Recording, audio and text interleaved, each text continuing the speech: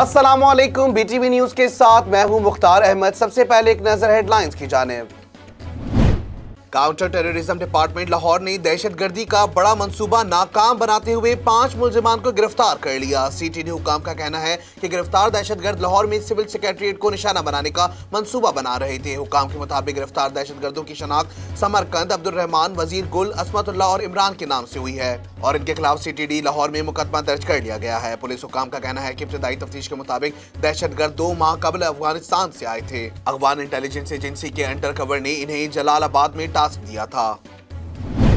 Islamabad high court में अराजी acquire होने पर मुतासरीन को मुआवजों की अदम अदायगी के केस की समाअत हुई। दौरान समाअत चीफ जस्टिस अतहर मिनल्ला ने रिमार्क्स दिए कि इस्लामाबाद में जिन लोगों से बाप दादा की जमीनें छीनी गईं वो मुआवजों के लिए धक्के खा रहे हैं। अदालत ने सीटीडीए मुतासरीन को मुआवजों की अदम अदायगी पर बरहमी का इजहार करते हुए कहा कि विफाकी तरक्याती इदारे सीडीए को शर्म से डूब मर जाना चाहिए। वज़ीर आज़म जी कहते हैं 2 पाकिस्तान है, एक पाकिस्तान अमीर और ताकतवर है और दूसरा गरीब के लिए है। वज़ीर ख़ारजा शाह महमूद कुरैशी ने आलमी वबा कोरोना वायरस की दूसरी लहर की संगीन सूरत हाल से मुताल्लिक खबरदार करते हुए कहा कि कोरोना से 50 से 70 अमवात रोजाना हो रही हैं। शाह महमूद कुरैशी ने बयान देते हुए कहा कि अपोजिशन को इस वबाई सूरत हाल को पेश नजर रखना चाहिए। हम जलसों के खिलाफ नहीं हैं, लेकिन दुनिया हमें वबाई सूरत हाल और खतरात से आगाह कर रही है। उन्होंने कहा कि आज लोग जमहूरियत के अलमबरदार बनते हैं, वही जमहूरियत को नुकसान पहुंचा रहे हैं। सिंध हाई कोर्ट ने पीपल्स पार्टी रहनुमा शर्जील इनाम मेमन के खिलाफ नैब को इंक्वायरी मुकम्मल करने के लिए 19 जनवरी तक मोहलत दे दी।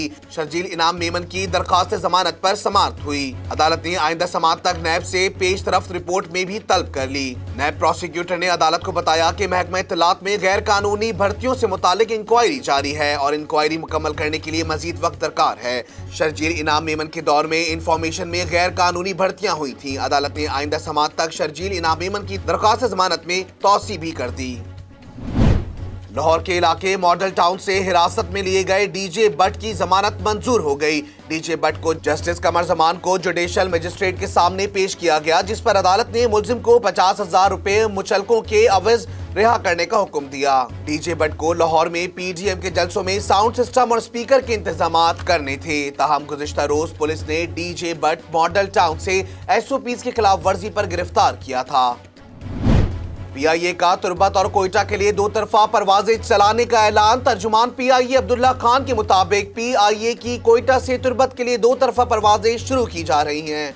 कोयटा से तुर्बत के लिए हफ्तावार 2 परवाजें ऑपरेट की जाएंगी। तर्जुमान अब्दुल्ला खान का कहना था कि पीआईए की परवाजें तुर्बत, गवादर, जीवनी और गिरदोनवा की आवाम का देरीना मुतालबा था। कोयटा के लिए दोबारा परवाजें शुरू की जाएंगी और बहुत जल्द दीगर शहरों से भी गवादर के लिए परवाजें चलाई जाएंगी। आलमी सतह पर पाकिस्तान की अहम कामयाबी मिल गई है। यूरोपीय यूनियन से इनकला के बाद बरतानिया पाकिस्तान की तिजारती हैसियत बरकरार रखेगा। यूरोपीय यूनियन से मुकम्मल इनकला के बाद भी पाकिस्तानी मसनूआत को बरतानवी मंडियों तक रसाई के लिए GSP+ दर्जे वाली मुराद हासिल रहेंगी। बरतानिया पाकिस्तानी मसनूआत को 3 साल के लिए ड्यूटी फ्री रसाई देगा। शहर काइद में 25 किलोमीटर फी घंटा की रफ्तार से हवाएं चल रही हैं। तर्जुमान महकमा मौसमियात खालिद मलिक के मुताबिक कराची में हवाओं की रफ्तार बढ़ गई है और इस वक्त शहर में 25 किलोमीटर फी घंटे की रफ्तार से हवाएं चल रही हैं, जबकि 12 से 18 घंटों में हवाओं की शिद्दत में इजाफा मुमकिन है। महकमा मौसमियात के मुताबिक अगले चंद घंटों में सिस्टम कराची के करीब से गुजरेगा। सिस्टम के नतीजे में कराची में बादल आ सकते हैं और जुम्मे से शहर का पारा गिरने का इम्कान है। गुज़िश्ता साल न्यूजीलैंड के शहर क्राइस्ट चर्च की मसाजिद पर दहशतगर्दाना हमले की रिपोर्ट आम कर दी गई है। न्यूजीलैंड हुकूमत ने मार्च 2019 में क्राइस्ट चर्च शहर की 2 मसाजिद में होने वाले दहशतगर्दी के बदतरीन वाक़यात की आला तफ्तीशी रिपोर्ट आम कर दी गई है। रिपोर्ट के मुताबिक तकरीबन 800 सफ़हात पर मुश्तमिल अंग्रेजी रिपोर्ट को 10 अबवाब में शाया किया गया और जल्द ही उर्दू समेत दुनिया की दीगर 12 ज़बानों में भी शाया करके आम कर दिया जाएगा।